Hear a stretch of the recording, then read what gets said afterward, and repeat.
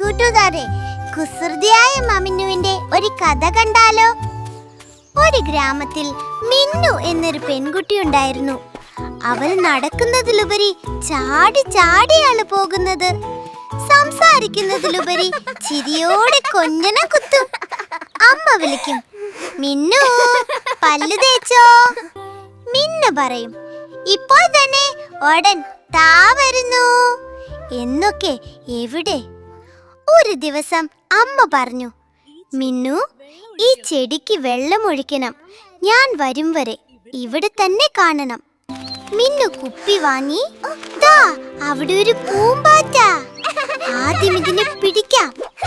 പൂമ്പാറ്റയ്ക്ക് പിന്നാലെ ഓടി അവിടെ ഒരു പൂച്ച, പൂച്ചയ്ക്ക് പിന്നാലെ ഓടി അവിടെ കൂട്ടുകാര്, അവരോടൊപ്പം കളി കളി കളി.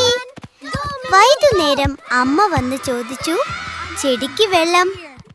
മിന്നു കണ്ണു വലുതാക്കി, അയ്യോ ചെടി ഡയറ്റിലായിരുന്നു. ചെടി വാടിയിരുന്നു. മിന്നുവിന്റെ മുഖം ചിരിയിൽ നിന്ന് ചിന്തയിലേക്ക് മാറി. അന്ന് തന്നെ മിന്നു വെള്ളമൊഴിച്ചു. ചെടിയോട് പറഞ്ഞു, സോറി കേട്ടോ, നാളെ ഞാൻ നിന്നെ മറക്കില്ല. അടുത്ത ദിവസങ്ങളിൽ മിന്നു കളിച്ചു ചിരിച്ചു.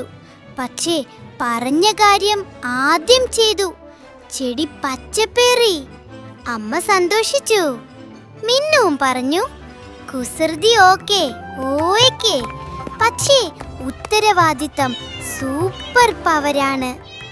ഗുണപാഠം: കുസൃതി കുട്ടികളെ സുന്ദരമാക്കും, ഉത്തരവാദിത്തം അവരെ വലിയവരാക്കും. പറഞ്ഞ കാര്യങ്ങൾ ആദ്യം, പിന്നെ കളി,